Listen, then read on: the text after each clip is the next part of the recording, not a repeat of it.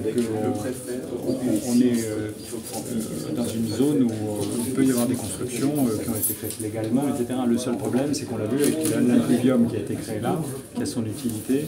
Ben, c'est en fait toutes les eaux des hauts qui ruissellent vers les bas. Et donc il faut que demain on se demande comment on aménage mieux pour faire face à ça. Peut-être qu'on soit plus attentif à la façon dont l'eau s'écoule, dont elle doit s'écouler, dont elle doit s'échapper, sachant qu'en plus il y a le lagon au-delà, qu'on ne veut pas l'abîmer, le lagon évidemment. Et donc la question de tout ce qui s'écoule depuis les hauts, on a eu sur Saint-Leu par exemple une étude très intéressante qui nous a montré tout l'effet des ruissellements de l'eau sur la dégradation du lagon. Et ben là c'est aussi parce qu'on a modifié des pratiques agricoles, on a modifié les chemins. Autrefois on plantait des vétivers sur le bord des champs, ça retenait la matière organique et ça évitait qu'elle s'écoule. Donc il y a plein de choses qu'on a fait différemment depuis 30-40 ans, je ne veux pas dire qu'on a fait mal, mais qu'il faut qu'on interroge et qu'on fasse différemment à l'avenir. Parce qu'en plus, je ne veux inquiéter personne, mais des phénomènes climatiques comme ceux-là, on va en connaître de plus en plus à l'avenir. On est en PPRN maintenant, c'est des choses qui n'existaient pas il y a quelques dizaines d'années, mais la plupart du quartier est en PPRN inondation évidemment. En zone bleue qui demande d'assurer de 50 cm. Pour le coup, nos 50 cm, ça aurait pu changer. Oui, parce que voilà, tout ça, ça arrive après. On sait qu'il y a des choses qui sont faites pour les nouvelles constructions pour plus que ça se reproduise. Mais pour les anciennes, c'est plus compliqué. Il ne faut pas tout critiquer tout le temps non plus. Voilà, c'est les anciennes maisons, mais il y a des réseaux à changer, il y a des choses, et il faut construire autrement ce qui a été détruit. Et puis, que ça ne se reproduise plus, surtout pour les familles, c'est compliqué.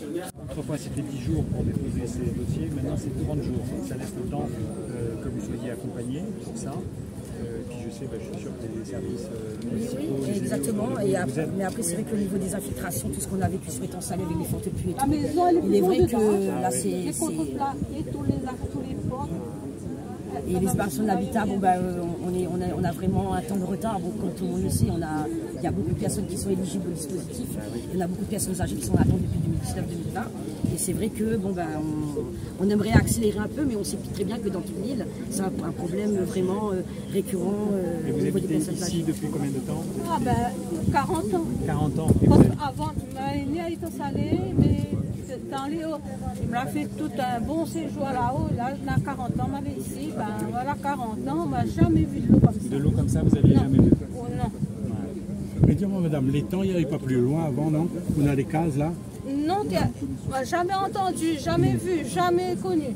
C'est la première fois de ma vie que sur mon lit, elle a une bonne hauteur comme ça, quand m'a fait mettre ma jambe comme ça, l'eau y avait à mes genoux, raccroché sur le lit. Une nuit, elle a resté sur le lit, assis, pas pour lever ni pour aller aux toilettes, l'eau dans la maison ne pouvait pas me circuler.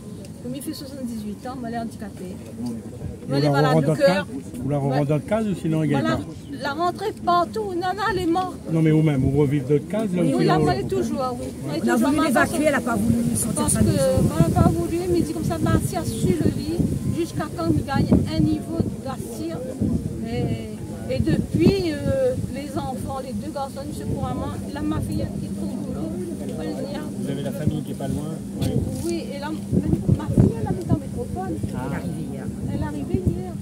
Et là, elle a fait faire machine sur machine, étant dans la maison, et il ne sera pas en une semaine que va finir, parce que c'est une grande famille. Parce que là, on ne peut pas accueillir les enfants dans les conditions actuelles. Les catastrophes naturelles, elle a été déclenchée très vite sur l'île pour, en gros, les 24 communes, soit sur le littoral, soit sur l'inondation ou les trous. Mais l'étang salé n'a pas fait partie des premières qui étaient retenues. Voilà.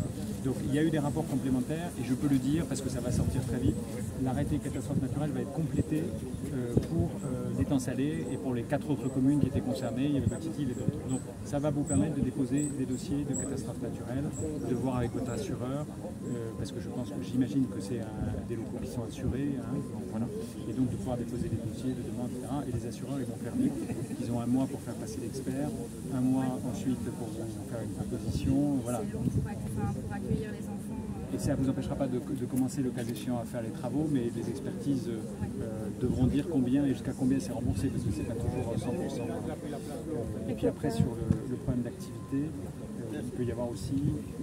Là, c'est une maison d'assistante maternelle, d'accord. Parce que sinon, j'allais dire, pour les crèches notamment, il peut y avoir le dispositif d'activité. Mais là, non, vous êtes indépendant. Et vous pouvez intervenir dans d'autres locaux pendant ce moment? Non, il n'y a pas d'autres... Non, il y a d'autres. Après, dans ces débats, je n'ai pas de local, mais peut-être assez léo, mais après, c'est des difficultés pour les parents, peut-être. On peut les mettre à disposition, mais c'est compliqué après pour la gestion et la logistique. Après, nous, c'est juste que l'expert passe. Oui. Après, nous, on se met à fond pour les travaux. Là, on est déjà à 12 heures par jour de travail pour remettre en état. Malheureusement, si on ne peut pas enlever tous les sols, si on oublie l'eau des égouts, pour l'odeur, pour que... Voilà. Nous, on veut bien bosser à fond si on a les finances et voilà. Connaître que le premier arrêté qui est sorti, l'étang salé n'était pas retenu en tant que catastrophe naturelle. Là, ce matin, on a la bonne nouvelle, catastrophe naturelle pour l'étang salé, calamité agricole. Donc voilà, c'est un constat de terrain. Et c'est ça qu'il faut saluer, la coordination de l'État et la collectivité. Et si pour répondre à votre question au niveau des radiers, oui, il faut du financement. J'ai discuté avec monsieur le préfet ce matin et le sous-préfet.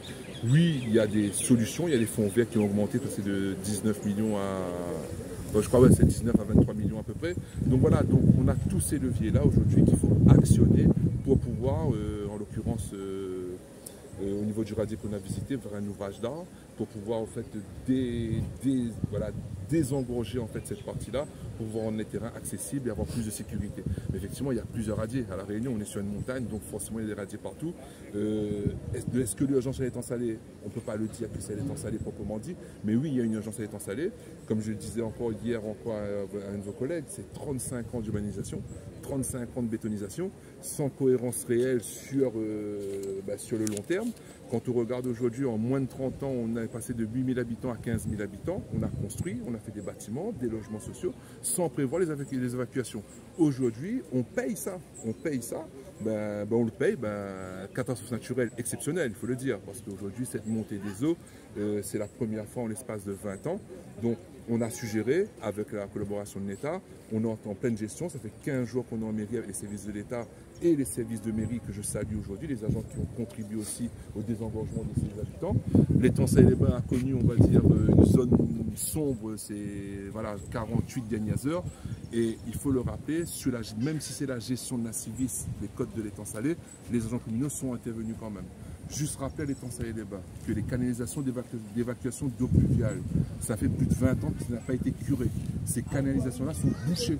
Aujourd'hui, si on a une montée des eaux, c'est dû par rapport à ça aussi.